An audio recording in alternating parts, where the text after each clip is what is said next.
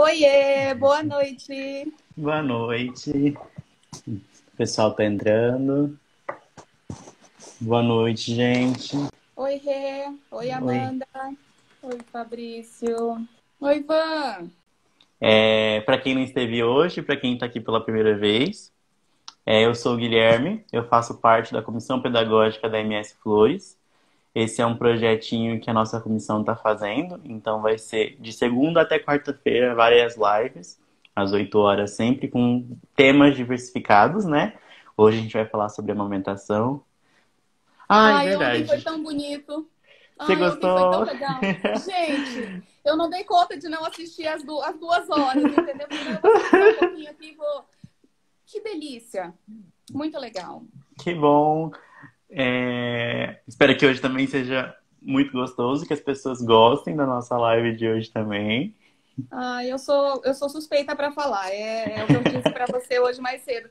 É a amamentação, é a menina dos olhos, assim.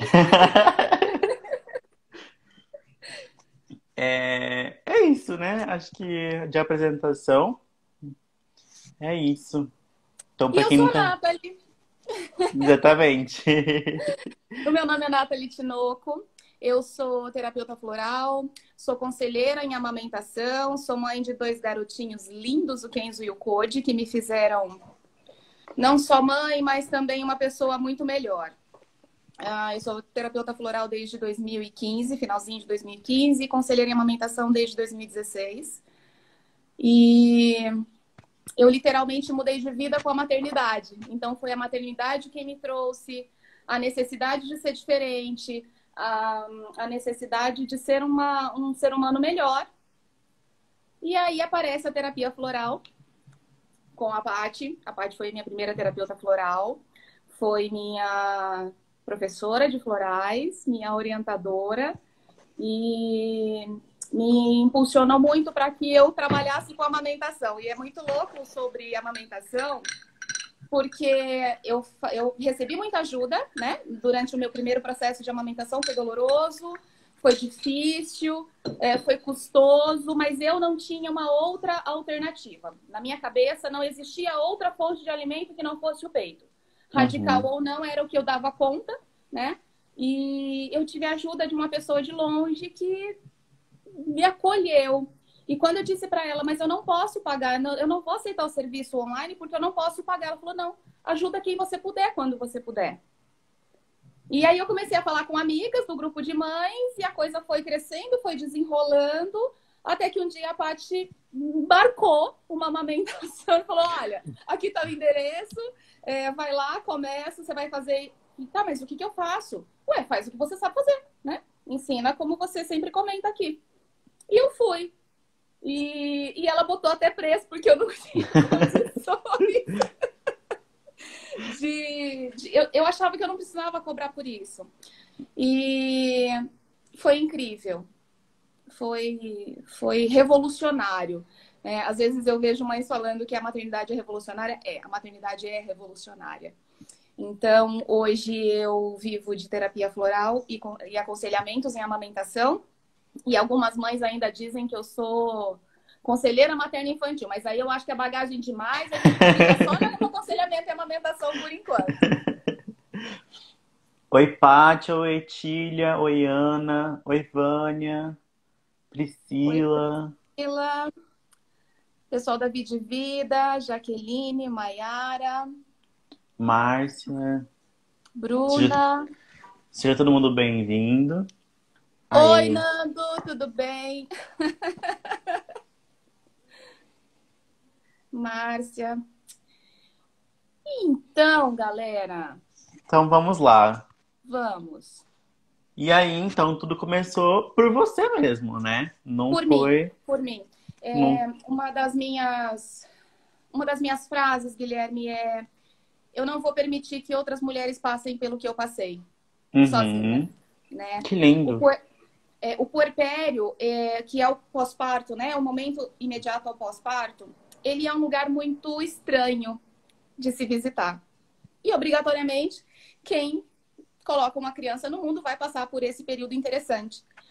E é um momento de muitas descobertas, expectativas, romantizações, tristezas, angústias, ansiedades. E essas últimas, naturalmente, elas não são colocadas para que a gente aprenda, né? Uhum. Eu acho muito bacana que nós tenhamos, por exemplo, na nossa cidade, cursos de casal grávido, cursos de maternidade, banhos no bebê, amamentação. Mas é muito difícil ensinar a amamentar alguém que não está com uma criança ao colo. É muito Uhum. difícil falar sobre posicionamento, sobre sensações com alguém que nunca experienciou isso. Nós temos uma dificuldade muito grande, e eu diria até que do último século, porque a gente não participa mais das mulheres parindo da Uhum. família, né? Então, eu tenho 2 irmãs mais novas que eu. Elas têm a vida dela, né? Elas têm as vidas delas e elas não participaram do meu puerpério. Olhando para a antiguidade, uma mulher tinha um bebê, todas as mulheres da família se juntavam, iam cuidar dessa mulher, consequentemente, as mais jovens aprendiam o que as mais velhas estavam ensinando para essa puérpera. Hoje nós não temos isso. Uhum. Nós modernizamos, né? Nós gostamos da facilidade, nós procuramos a facilidade porque precisa ser rápido. Uhum. Então, a amamentação deixou de ser fisiológica. Ela não é mais um ato natural, né? Então, o que a gente aprende culturalmente de filmes, de novelas ou de alguém, a blogueira do momento, é aquele momento em que a mulher chega em casa com a criança no colo, envolta em manta, né? Coisa mais linda, aquela pele Uhum. de peixe, que eu não sei quem é que sai da maternidade daquele jeito. Eu saio amarela, né? E coloca o seio e o bebê mama. Uhum. Que eu já vi bebês fazerem isso. Mas se eu for fazer um cálculo, é menos de 1, Uhum. né? É raro. E eu costumo dizer que cada filho tem a mãe que escolheu e sabe muito bem a mãe que teve, né? Sim. Então, mas é muito difícil que a gente faça naturalmente. Então, precisa, sim, de alguém que nos ampare, de alguém que nos acolha, de alguém que não que nos conduza, mas que pegue na nossa mão e fale, tá, olha, o caminho é esse aqui, como é que você quer fazê-lo? Uhum. Porque a mãe, a avó, a tia mais velha, a irmã mais velha, as mulheres que têm experiência com isso, elas tiveram a experiência dela. Né? Então, cada uma com seu conteúdo interno, com seu momento naquele puerpério, vivenciou de uma forma. Eu vou vivenciar de outra. Uhum. E isso em vários momentos, tá? Eu tenho 2 filhos, cada um foi um momento completamente diferente do outro. Uhum. Então, o primeiro filho é difícil, o segundo filho pode ser difícil, o terceiro filho pode ser mais difícil ainda. Então, eu sempre digo para as mães que são mães pela segunda ou terceira vezes, né? É a primeira vez que você tem 2 filhos. É a primeira vez que você é mãe pela segunda vez. Então, a gente precisa olhar com amor. Eu costumo dizer que o meu trabalho como conselheira em amamentação, e por isso eu não sou consultora em amamentação, é muito mais terapêutico e acolhedor do que técnico. Porque a Uhum. técnica, os bancos de leite estão prontos para ensinar. Massagem, posicionamento, pega correta, né? Isso daí as meninas estão aptas. Qual é a habilidade que falta? Tempo, disposição e acolhimento. É uma demanda, né? Então eu tenho lá, numa enfermaria de SUS, por exemplo, numa enfermaria, pelo menos 6 camas, 6 mulheres. E eu tenho, às vezes, 2, 3 profissionais para lidar com todas essas mulheres. Então é impossível que essas mulheres que estão ali atendendo essa demanda consigam se doar na proporção que a gente vai fazer esse atendimento em casa. Então, como é que eu gosto de atender? Seria o mundo perfeito, tá? A gente está falando do meu sonho de consumo. É conhecer essa mulher gestando, conversarmos sobre as desmistificações, a gente vai falar um pouquinho mais para frente. Uhum. Eu gosto de dar dicas do que não precisa comprar, É. tá? Porque existe um mercado, Guilherme, tem aí de pomada cicatrizante a bico de silicone de diversos tamanhos. Uhum. Nossa. E a gente não precisa de nada disso. A gente precisa de orientação, a gente precisa de, primeiro, estudar, orientação, acolhimento e paz de espírito, gente. É paz. Né? Eu brinco com as pacientes que gestam lá no consultório, que quando elas engravidam, elas ganham um par de óculos cor-de-rosa. Então, sai dessa coisa de ficar assistindo filme violento, sai dessa coisa de ficar vendo notícia ruim. Vai nutrir seu filho de coisas boas, né? Vai viver, vai aproveitar sua gestação, vai curtir sua família. Uhum. E quando essa mulher ela pariu ou passou pela cesárea, ela vai precisar de estrutura. Então, ela precisa de rede de apoio, que pode ser presente ou não. E é muito importante que esse momento seja respeitado. Né? No meu primeiro puerpério, eu quis ficar somente eu, o meu bebê e o pai. E foi ótimo. Eu posso dizer para você que nós tivemos momentos de aprendizados que nós não teríamos se tivesse alguém aqui fazendo por nós. Já no meu segundo, eu precisava de mais 2 braços, porque eu tinha uma criancinha, né, que corria e tal. E aí veio minha irmã em algumas noites, veio a minha sogra em outras noites, veio... Então, assim, houve uma movimentação, mas eu também permiti que isso acontecesse e era confortável para mim naquele momento. Então, a gente precisa saber como é que essa mulher, essa família, está se preparando para esse momento pós-parto. Uhum. Uma pergunta que é muito comum é, Nath, eu preciso do que para amamentar? Eu preciso de uma poltrona especial, eu preciso de almofada. Gui, tudo isso é pra gente. Uhum. Né? Não é pro bebê. E é necessário? Não, mas não é principal, não é primordial. A gente pode amamentar sentada no sofá, sentada numa cadeira que tem um mínimo de conforto, recostada na cama com os travesseiros. Uhum. Mas a gente precisa estar disposta.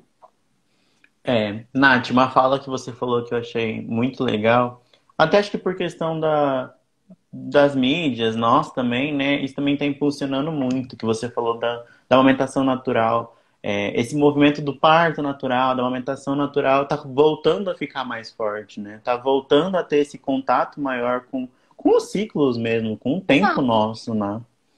E pensar nessa questão de naturalizar também traz muito mais facilidades para a nossa vida. Vamos lá. Quando a gente tem um bebê que toma mamadeira, que toma fórmula, a gente precisa de pelo menos 2 mamadeiras. Tá bom? Para ser simples na madrugada, por exemplo, ou para quem tem só o pai e a mãe cuidando. Uhum. Aí você precisa de água filtrada ou fervida. Não precisa ser morna necessariamente, tá, gente? A gente mora numa das capitais mais quentes do país, então não precisa ser aguinha morna, porque o leite não sai morno, tá? Ele sai em temperatura ambiente. Aí a gente precisa de um esterilizador ou de panelinha para esterilizar. A gente precisa, para quando for sair, uma térmicazinha para colocar essa água, para ela ficar numa temperatura agradável. E a gente precisa de fórmula, né? Uhum. Tem um custo também.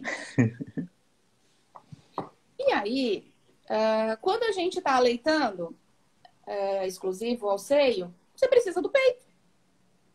Então, onde quer que você esteja, você tira o peito.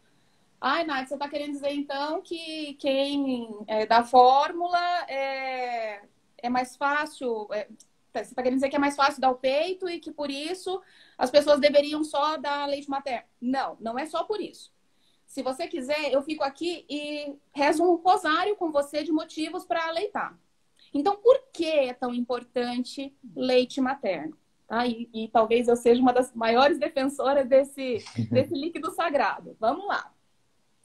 Imagina que você vai para um restaurante e lá está escrito que é self-service VIP. Você passa num scanner e passa por esse scanner e chega lá para pegar o seu prato, e o seu prato, ele está repleto de absolutamente todos os nutrientes vitaminas e sais minerais adequados à sua necessidade no momento em que você passou pelo scanner. É isso que o seio materno proporciona para o bebê, quando ele coloca a boca no mamilo da mãe. Então, quando o bebê abocanha, as papilas gustativas informam para a mucosa do seio, que leva através dos receptores ao cérebro a informação de que tipo de leite precisa sair. Uau! É mágico, é mágico. Tanto é que eu explico para as mães que nesse aspecto a gente não fala de leite anterior e leite posterior, leite magro e leite gordo, tá? Uhum. Por quê? Existiu um tempo atrás uma orientação de que quando o bebê não estava ganhando peso, estava tudo ok, pega correta, né, livre demanda, que ordenhasse o primeiro leite, o leite magro, o leite anterior, e aí começasse a fazer a amamentação no seio depois dessa ordenha. Mas isso a gente só pode falar quando está falando de ordenha, seja manual ou seja mecânica. Quando eu tenho um bebê sugando, é a necessidade dele. Então, se esse bebê naquele momento tá precisando de gordura, vai vir um leite gordo de 1 minuto e meio a 2 minutos depois que ele começou a sugar. Se tá com sede, se a boquinha tá muito seca, vai vir um leitinho um pouquinho mais fininho, mais aguadinho, porque ele tá precisando matar essa sede. E depois vem o leite com mais caloria. Uhum. Então, a Muito natureza, interessante. ela é incrível. Ela faz exatamente o que é necessário. Uma outra questão é: bebês têm portes diferentes. Eu e você somos iguais? Não. Mesmo que fôssemos gêmeos, seríamos iguais? Poderíamos sermos iguais na nossa composição física. Mas será Uhum. que as nossas necessidades nutricionais seriam iguais? Não.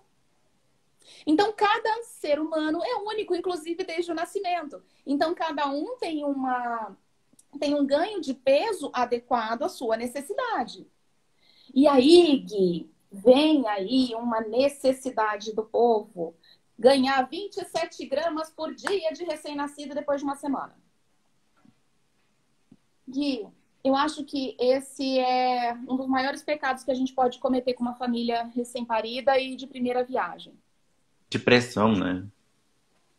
Né?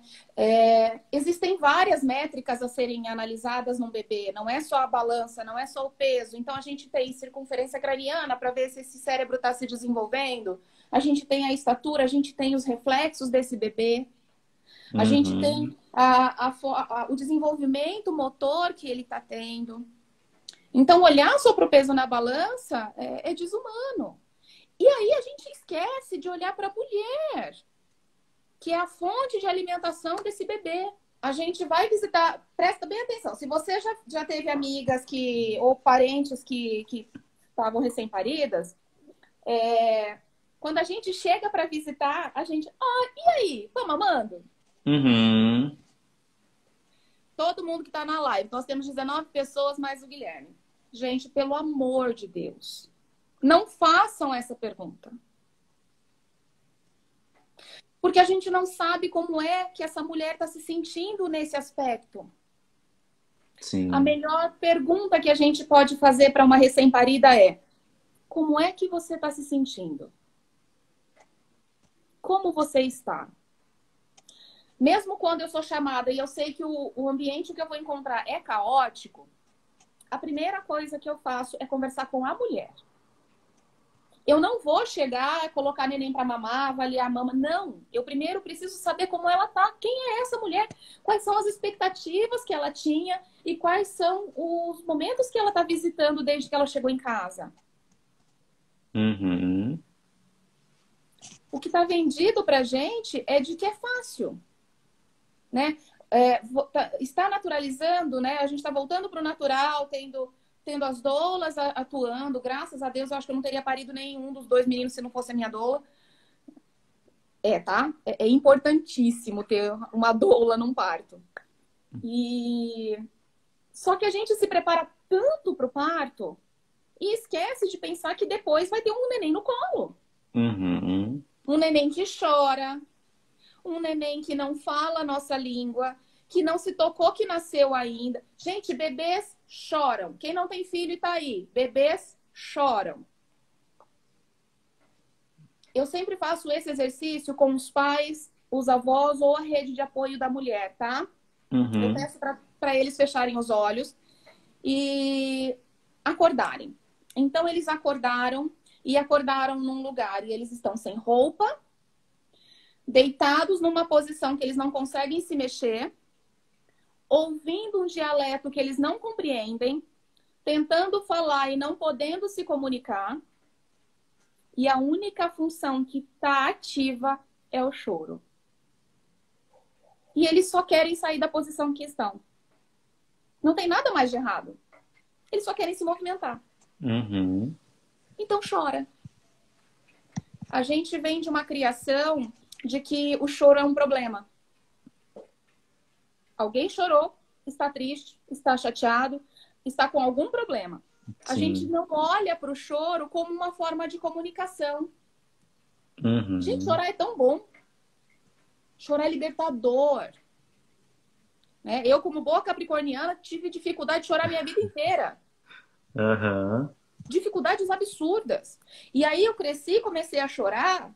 Fabrício, Fabrício. Quando eu comecei a chorar, eu desandei a chorar. A maternidade me destampou assim de um jeito que eu nunca vi. Vazava por tudo quanto é lado.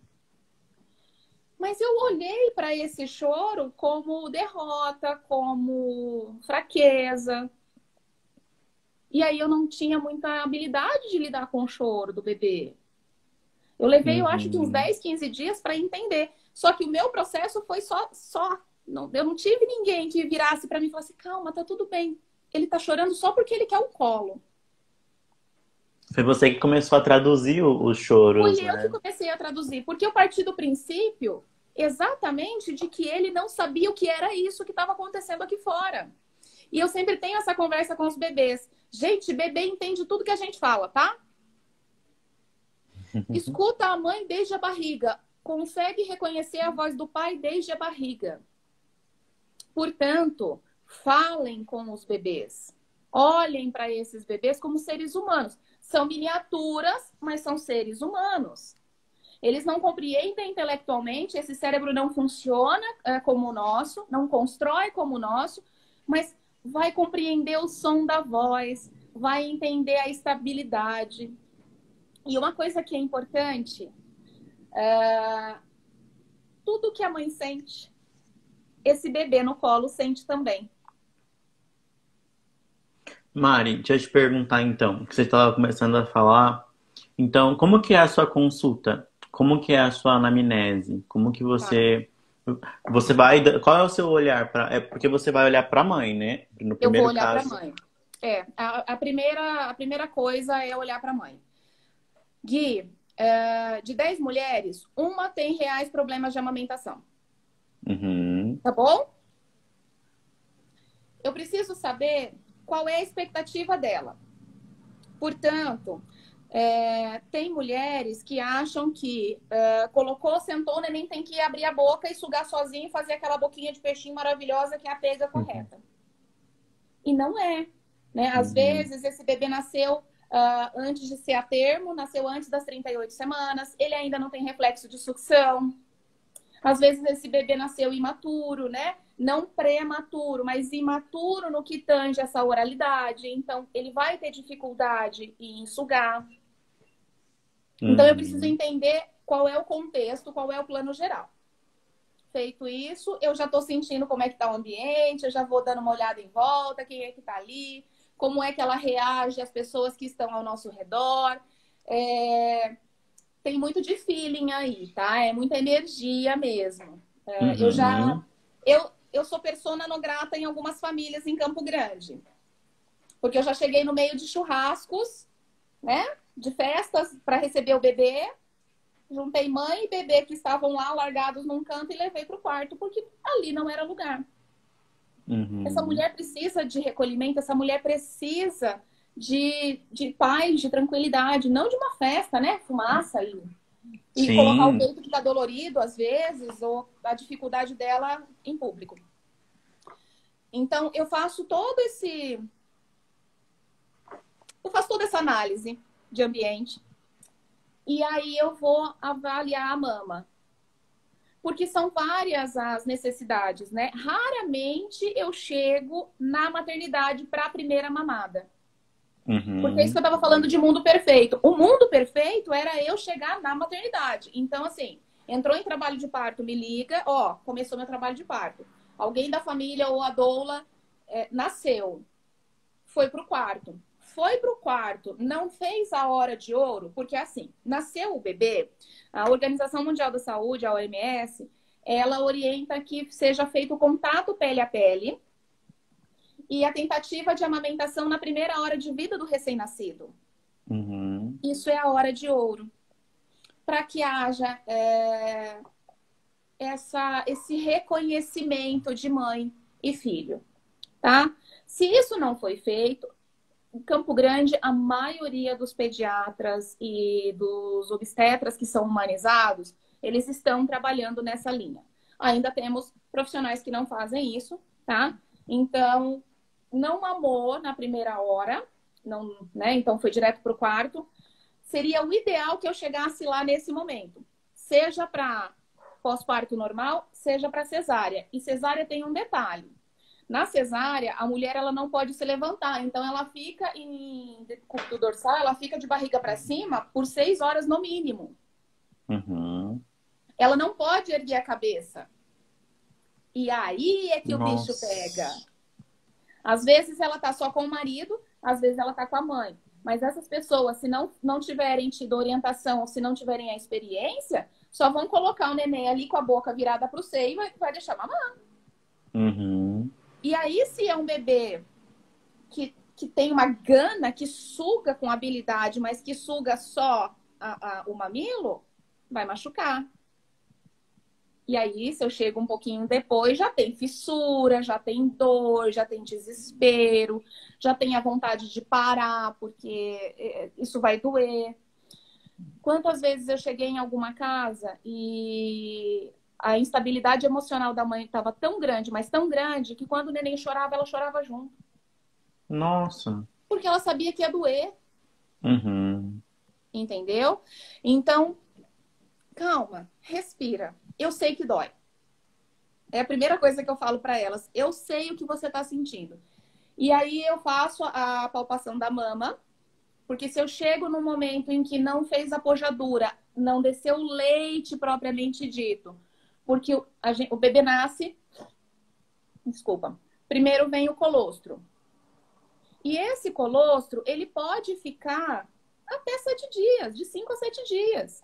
E ele pode ficar somente 2, 3 dias. Isso vai depender de como sugou esse bebê, de como está essa mãe, de quanto tempo tem esse bebê por conta do tamanho do estômago do bebê. Gente, colostro sai de gotinha em gotinha. Você não vai apertar o seio e vai fazer um chuveirinho com colostro. Uhum. Mas eu preciso saber como está essa mama, né? Então eu faço a palpação. Normalmente os alvéolos, né, já estão ali em preparo, eles estão gordinhos, né? Então a gente consegue fazer isso na palpação. Eu peço licença, eu falo, olha, eu vou fazer um movimento assim. Se doer, me avisa. Eu vou fazer de uma forma que não te machuque. E aí, se ela já tá engurgitada, porque fez a pojadura, o neném não tá mamando direito, o seio tá muito cheio, eu venho com toda a calma do mundo, fazendo um movimento de massagem, sem apertar, só fazendo aquela pressão suave para que a gente consiga diminuir o endurecimento, melhorar a flexibilidade da auréola e do mamilo, que é o que o bebê precisa para mamar, tá? Uhum. E aí eu pergunto se eu posso colocar o neném para mamar. Eu já ouvi não, eu não consigo agora. E o neném tá se esgoelando. Uhum. Tudo bem. O que é que você quer fazer? Quero devolver. Pode devolver? Olha, agora não vai dar. Mas a gente pode tentar ordenhar e dar um pouquinho no copinho para o neném se acalmar. E aí a gente ordenha manual com mais calma. E quando você estiver pronto, a gente coloca para mamar. Tudo bem? Mas isso precisa Entendi. ser feito com amor, isso não pode ser feito com pressa. Quando eu marco uma amamentação, Gui, eu desmarco tudo. Se é durante o dia, eu aviso a minha rede de apoio de casa. Se é à noite, eu vejo com o pai das crianças se ele pode ficar. Se é fim de semana e é o meu fim de semana com as crianças, eu procuro uma rede de apoio. Porque essa visita, ela vai durar no mínimo 1h30. Uhum. É impossível fazer... Tá. Não é possível fazer um atendimento adequado de uma mãe que está em desespero com menos de 1h30. Já fiz atendimento de 1 hora, 50 minutos? Já. Mas era só aquele ajuste que faltava? Uhum. Só a pecinha Entende? ali que. Só faltava um... Olha, é de cima para baixo para você usar de alavanca e colocar na boca do neném. Aham. Né? Tem os pulos do gato. Tem umas técnicazinhas assim que são só de detalhes. Uhum. E aí eu quero falar um pouquinho sobre bicos artificiais. A gente falou lá daquelas coisas que são desnecessárias, né, no enxoval. Sim. Uma delas é o bico de silicone. Se tiver alguém do banco de leite aqui, agora, eles vão brigar muito comigo. Tá tudo bem, tá, gente? Eu não levo pro lado pessoal, não. Existe uma orientação. Uma não. Eu já recebi cliente de amamentação que foi orientada pelo banco de leite a comprar bico de silicone porque não tinha bico no seio. Hum. Vamos lá. Anatomicamente, o que a gente conhece de seio é um volume com uma auréola e um biquinho, não é? Uhum. Nem todo mundo tem a mesma anatomia. Então, nós Sim. temos bicos protusos, bicos planos e bicos invertidos. Alguma dessas mulheres não vai conseguir amamentar? Todas vão, né? Todas vão. Porque o bebê, a Vânia está perguntando aqui, a importância de preparar o seio antes do bebê nascer é imprescindível. Vanitia, não precisa preparar o seio, tem que preparar a cabeça e as emoções. Antigamente, orientava-se a passar buchinha no mamilo Uhum. para endurecer, né? Não Para ia deixar a pele mais machucar, grossa. Obrigada, Senhor. né? Gente, sensibiliza. Não pode passar nada. Tanto que quando a mulher me pergunta, mas eu posso passar hidratante porque tá descamando. Uhum. Existe uma preparação do corpo naturalmente para que essa pele se modifique também. A maioria das mulheres morenas, tá? Eu sou morena, eu sou, né, cabelo preto, então tô no grupo das morenas. Ela vai fazer, o cérebro vai excretar melanina em algumas regiões do corpo para que isso fique mais rijo, a pele fique um pouco mais endurecida. Então, o mamilo muda de cor, ele fica escuro. E aí ele vai fazer uma camadinha de pele e depois começa a descamar. A Uhum. única coisa que eu peço, não puxe a pelezinha que sair. Deixa que ela vai sair naturalmente, tá? Outra indicação era tomar sol. Gente, tomar sol é imprescindível para qualquer ser humano em qualquer fase da vida para absorção de vitamina D, Sim. tá? Em excesso vai fazer mal. Uhum. Por quê? Já não é uma pele que vai ser sensibilizada depois? Eu falo sempre para as mulheres e para os maridos. Gente, esse peito nunca serviu para nada, a não ser ficar bonito dentro do sutiã. De repente começa a ser sugado, mastigado, né? Puxado Uhum. de hora em hora, às vezes. Então, ele vai ter uma sensibilização, mesmo com a pega correta, Gui. É natural que a mulher, assim que o bebê pega, mesmo que corretamente, ela sinta um Uhum. trancozinho, sabe? Um desconforto. Mas esse desconforto precisa passar depois da quarta, quinta sugada do neném. Entendi. Isso vai durar a amamentação inteira? Não, são os primeiros dias. Eu já vi melhorar em 5 dias e eu já vi melhorar depois de 15, 20 dias. Vai depender da sensibilidade de cada um. Uhum. Porque é bem tá? a questão de sentir o puxar, né? Esse momento, é o início disso, né? É o apertamento que acontece, né? Então, seio, Uhum. boca do bebê. Não é desse tamanhão, mas é a boca do bebê. Então, qual que é a minha orientação sempre? A ponta do mamilo para o nariz do bebê. Então, é Uhum. como se, ao invés de eu tentar fazer isso aqui, eu tentasse fazer isso. E a parte de baixo da auréola, ela vai fazer isso aqui, ó. Uhum. Então, serve de alavanca. Abriu a Entendi. boca, né? Então apontou lá em cima, a boquinha tá aqui, mesmo que seja uma boquinha pequena, está apontando lá, o lábio desce junto com o maxilar e sugou. Tá vendo que fica livre? Uhum. É assim que precisa ficar. Porque a ponta do mamilo, numa boa pega, vai chegar aqui, ó. Entendi. Então, começa a fazer a sucção, já desce direto no início do tubo digestivo. Até para E não aí, machucar só o bico, né? exato, a fissura ela acontece quando isso aqui é feito. Uhum. Né? Então tem atrito de língua, tem atrito de palato, tem atrito às vezes da gengiva.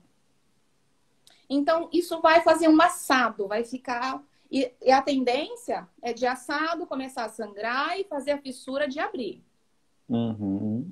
tá?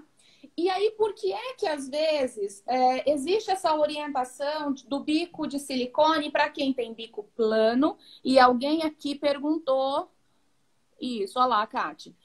Quero ser mãe, não tenho bico no seio, preciso fazer alguma preparação para ajudar? Não, não precisa. Tem alguns médicos que orientam a mãe puxar o mamilo e ficar fazendo bico. Tem no mercado algumas conchas também, que elas não são conchas para aparar leite, elas são conchas para fazer a protusão do bico.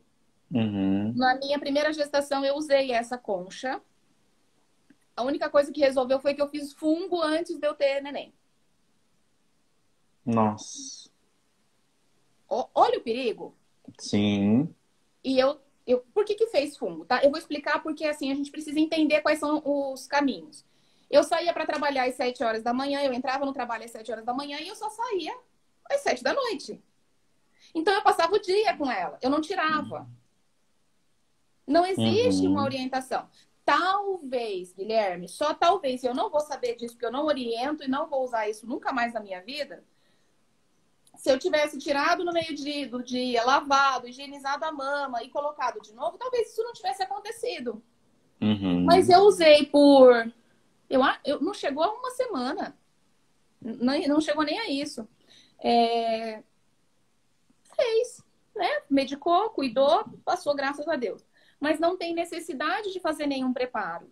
O que a gente Uhum. precisa fazer, Kate, é desde a primeira vez que esse bebê mamar. Então, é importantíssima a escolha de um profissional da pediatria, né, na recepção desse recém-nascido, ou da doula, ou da obstetra mesmo, que faça uma boa pega.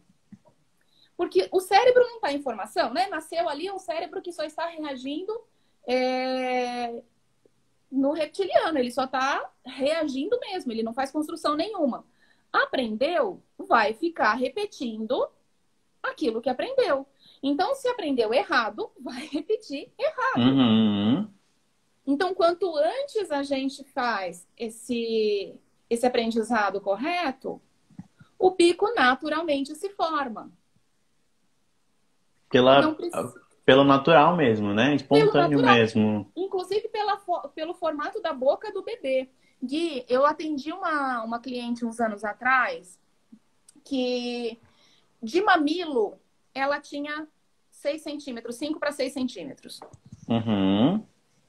E eu sei porque ela sabia quantos centímetros tinha, tá bom? Eu não menti. Uhum. E eu cheguei lá e estava bem macerado porque ela só deixava o neném sugar o mamilo porque ela tinha medo dele sufocar com o mamilo dela.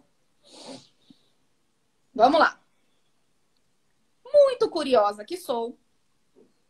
Fui lá e fui vendo e conversando. Nananana.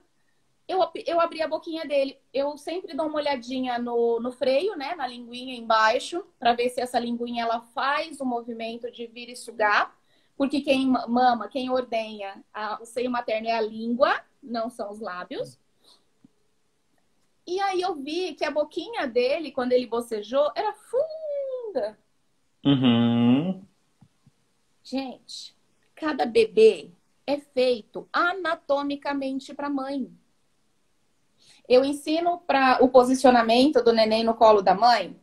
E eu sempre falo, gente, coloca a mãozinha, né, a sua mão no entrepernas do bebê, que aí naturalmente a nuquinha vai estar na dobra do cotovelo. Quando a mulher respira fundo e relaxa, o neném fica na altura em que precisa para mamar. Quando eu faço, raramente tem um bebê que cabe em mim, Guilherme. Uhum. Não é meu. Sim. Se o corpo foi projetado para estar no colo daquela fêmea, gente, imagina se a boca não vai ser projetada para mamar naquele seio. Que incrível. A natureza é perfeita, tá? E aí, por que é que se orienta, então, o bico de silicone? Porque é rápido, faz com que o bebê sugue, essa mãe vai ficar mais tranquila, a alta acontece e, infelizmente, dali 2 ou 3 semanas, nós temos uma produção de leite diminuída. Nós temos um Uhum. bebê que naturalmente não vai ficar ganhando tanto peso. Vamos lá. Anatomia do seio, né? Então, aqui a glândula mamária, né? Aqui, dutos lactíferos, auréola e mamilo. Quando eu falo de pega correta, a gente não fala só para que não tenha machucado. Uhum. Existe a necessidade da pega correta para que haja a ordenha. Porque se eu mamar aqui, vai ser retirado somente o leite que está parado na auréola por conta da gravidade. Uhum. Eu não vou ordenhar da glândula. Porque o peito, ele não fica lá acumulado de leite e esvazia no final da mamada. Peito é uma fábrica. Fábrica de produção constante. Portanto, depois lá da pojadura, depois de um tempo de amamentação, eu brinco com as clientes o seguinte: eu falo que elas nunca mais se livram de mim, Gui, porque elas ficam tocando para mim no WhatsApp Uhum. por uma semana. Todos os meus contatos são silenciados no WhatsApp. E aí, terminou. As clientes de amamentação ficam tocando uma semana, porque eu fico de perto, eu fico acompanhando. E dou a atenção que elas precisam na hora que elas precisam. Se eu tô com um paciente no consultório, eu peço licença, eu respondo, ou eu atendo, ou eu aviso que eu vou ligar dali a pouquinho. E aí eu aviso para elas, gente, não sofram sozinhas. Tem uma dúvida? Eu não sei tudo, Gui. Uhum. Adoraria. Não, não, eu seria o nojo. Não, melhor não saber tudo. Mas sobre amamentação, sobre primeiros cuidados, sobre a relação mãe e bebê, o que eu não souber, eu vou virar o mundo e vou descobrir. Porque tudo que eu sei foi assim. Uhum. Mesmo com curso, a gente só aprende com a experiência, né? E aí eu sempre falo para elas, ó, quando tiver lá com 1 mês e meio, 2, vocês vão me ligar ou vão me mandar uma mensagem, Nath, eu tô sem leite, acabou meu leite, meu peito tá murcho, eu não fico mais com o peito cheio. Não vai ficar mais com o peito. Oi? Oi, aqui Porque, tá normal. porque a mama, ela não foi estruturada para se manter cheia com muita constância e por muito tempo. Uhum. Então, acontece o nascimento do bebê, os hormônios femininos fazem a produção, o estímulo da produção de prolactina, que é o hormônio responsável pela produção de leite. Depois do período de colostro, vem a apojadura, que é essa descida do leite, que as mulheres ficam com aquele, né? E com o Uhum. tempo, o cérebro vai entendendo qual é a demanda. Por que é que a gente fica com o seio tão cheio? Porque o cérebro não sabe quantos bebês temos para amamentar. Alguém falou aqui que tem gêmeos na família. Uma mulher com 2 ou 3 bebês consegue manter a amamentação exclusiva sim. 3 bebês eu nunca atendi, tá? Uhum. Eu nunca fui chamada, eu não tenho essa experiência. Mas 2 bebês, Eu tive alguns casos. Tenho só 3 casos de amamentação exclusiva e pelo tempo indicado pela OMS, né? Que são os 2 anos ou mais. Mas é possível. Por quê?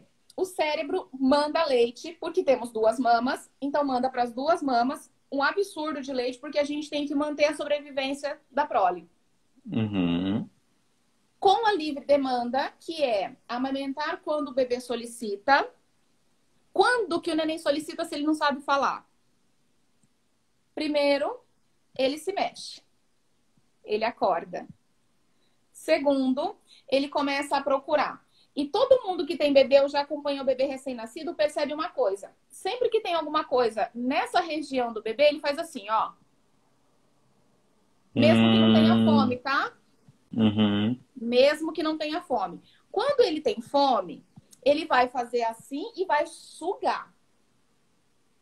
Segundo sinal de fome, então, é ficar procurando. E naturalmente ele vai estar com as mãozinhas assim, né? Porque ele nem adora estar assim com as mãozinhas. E aí vai começar a sugar as mãos e vai comer as mãos e não foi atendido. Terceiro sinal de fome, choro. Uhum. Então eu sempre brinco com todo mundo que como boa pessoa que gosta de comer bem, eu não saio sem um lanchinho na bolsa, tá? Eu não sou um ser humano se eu estiver com fome. Portanto, se eu estiver com muita fome, eu vou ficar irritada, eu vou ficar... Vou comer Sim. direito a hora que eu servir o prato? Não. Bebês são a mesma coisa, gente. Se a gente vai alimentar o bebê depois que ele estiver irritado, estressado, vai ser mais difícil. Então, eu sempre falo, gente, ó, o neném acordou, você viu que começou a fazer uns barulhinhos? Já vai lá, pega o bebê, vê se tem fralda para trocar, né? Vê se tem algo para fazer, senta, se prepara. Se a mama estiver muito cheia, faça a massagem, amacia a auréola. Tem vídeo, tá, gente? Quem tiver aí, quiser, eu vou tentar passar pro meu feed o vídeo que foi feito, inclusive, com o pessoal aqui do HU. É um vídeo incrível, Uhum. com a massagem de Mori. Precisou massagear, faça. Aí já põe o neném. Não espera a criaturinha virar um gremlin, gente. Porque Nath, aí não é mais uma pessoa, é um polvo, né? se eles não estão com fome, eles vão sugar da mesma maneira ou eles podem rejeitar? Mais ou menos? Vai depender muito do bebê, vai depender muito da personalidade. Mas o que acontece, Gui? Sugar é prazeroso. Uhum. Sugar traz estrutura neurológica. Então, quando eu me sinto amedrontado, desamparado, angustiado, além de estar com fome, eu vou procurar sugar. O meu ponto de equilíbrio quando bebê é a minha mãe, é o seio materno. Uhum. Então, o seio, ele vai servir para absolutamente tudo. Ele vai Entendi. resolver todos os problemas de um recém-nascido. Ah, Nath, mas você está falando aí de uma mulher que pode ficar à disposição do bebê. De uma mulher que pode ficar lá com as tetas de fora e amamentar sempre que for possível, sempre que for solicitada. Gente, é isso que é colocar a gente no mundo. É estar disponível. Sim.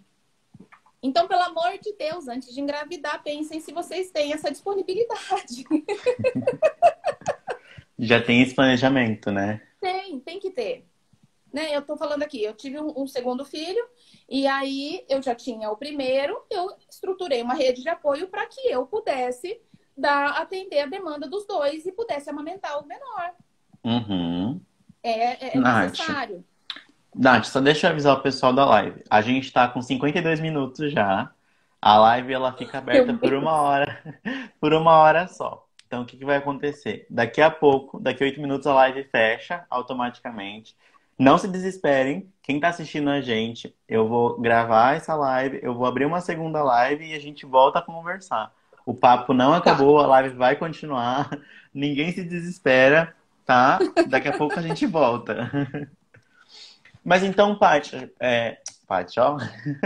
Nath, Então, Nath, é, Existe um preparo? Tem como a gente falar, tipo assim, vamos se preparar para amamentar, se preparar para tudo isso? Tem, tem. É,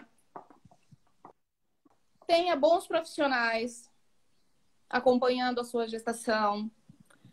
Tenha Uhum, bons profissionais na recepção desse bebê. Se possível, tenha uma consultora de amamentação, uma conselheira de amamentação, ou tenha próximo alguém que você confie e que tenha experiências positivas com a amamentação. uhum, Por quê? Experiência com a amamentação, todas as mulheres ou quase todas as mulheres que tiveram filhos tiveram. sim, Necessariamente serão positivas? uhum, Então, às vezes, eu pari, a minha mãe não amamentou, eu quero amamentar, a minha mãe não amamentou, a experiência dela de amamentação foi dolorosa e traumática, e é isso que ela vai trazer para o meu puerpério. Mesmo uhum, com a melhor das intenções, mesmo querendo ajudar ao máximo essa filha que é o bebê dela, ela pode trazer a experiência dela para essa filha e aí desanda tudo. uhum. Automático, né? Não é algo que. Porque se a gente está falando de um dos momentos mais frágeis da vida de uma mulher, ela está aberta ela está receptiva a todas as coisas.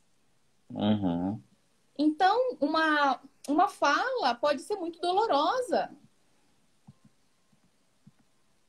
Hoje falei sobre isso em um post, recomendo demais a ajuda de uma consultora em amamentação. Legal, Carol, eu vi lá o seu post. Porque o que acontece? A gente está lá com o bebê no colo e a gente vai revisitar o nosso momento de bebê, gente. uhum, E nem todo mundo mamou, né? Então, precisa ter amparo. Então, o maior preparo que alguém pode ter para ter sucesso na amamentação é se cercar de bons profissionais. Isso é um braço. Uma outra questão é: eu estou disponível a nutrir alguém? Nutrir uhum. amplamente, gente. Porque peito não é só papá, né? Não é só comidinha, não é só encher barriga. Não adianta, é que o celular tá aqui. Mas não adianta eu estar com o neném no colo e ficar aqui, ó. Aham. Gente, nem peito e nem mamadeira. Porque aí eu prefiro. Já aconteceu e eu já tive que fazer essa orientação. Eu prefiro 1000 vezes que essa mulher se despeça desse momento de amamentação, terceirize esse momento de alimentação do bebê para quem vai nutrir emocionalmente essa criança com uma mamadeira. Uhum. É necessário que tenha prazer, é necessário que tenha envolvimento, é necessário que tenha disponibilidade emocional, que tenha disponibilidade de tempo. Não existe um tempo de mamada especificamente.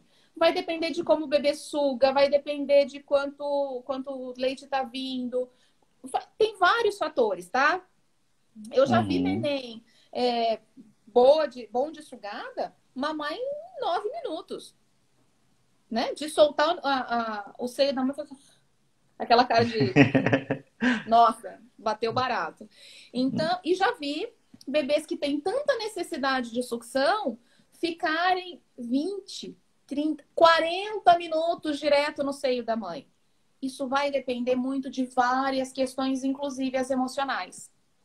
Uhum. Tá? Então, Que aí, preparo físico não precisa, gente. uhum. Que É aí eu acho que preparo emocional. é a hora que a gente entra bem na parte o emocional, né? Tanto da mãe com o filho, de se conectar com ele, quanto da mãe com o leite, né? Exatamente. E aí todo mundo me pergunta assim: mas o que eu preciso fazer para ter bastante leite? Confiança, paz de espírito e algumas horas de sono com uma boa alimentação. Só, Uhum. só. Preciso estimular, preciso de um galactogogo, né? Que é o nome das coisas que fazem o aumento da produção. Preciso lá do remedinho que o médico passou para aumentar. Não. Tem um percentual muito baixo. Eu não consegui achar o meu material que tem o percentual exato de mulheres que não fazem produção nenhuma ou produção inadequada de prolactina. É baixíssimo, Gui. Eu só atendi uma mulher em Campo Grande até hoje que não produzia prolactina. Tá? Nossa. Não produz prolactina, Então, portanto, não tem leite. não tem leite. Aham. É, então, Né? questões fisiológicas não é o problema maior, né? Não. Questões Não é o que fisiológicas, né? vai dar. Então, baixa ou produção nula de prolactina. Cirurgia Uhum, mamária prévia, no método antigo, redução de mama. Prótese não impede a uhum, amamentação, tá? Vai depender muito da técnica. Até hoje eu não atendi ninguém com uma técnica diferente que é a entre a glândula e o músculo, né? Para colocação da prótese. uhum. Uma coisa que raramente acontece com quem tem prótese é vazar o seio, né? Então, assim, quem tem prótese não Olha. tá livre de ficar azedo de leite. Eu não sei, um cirurgião plástico me disse que pode ser por conta da. A gente vai cair, tá, gente? Gente, deixa eu explicar isso. A gente tem 1 minuto de live, a gente vai cair, eu vou salvar a live e já já a gente volta, a gente vai abrir a live de novo. Entrem no nosso perfil, atualizem lá que a gente vai voltar com a live, vai continuar, tá?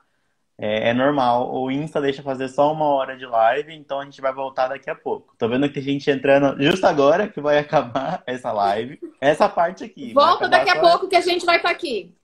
Volta daqui a pouco, que daqui 20 segundos a gente vai acabar. Então daqui a pouco a gente tá aqui.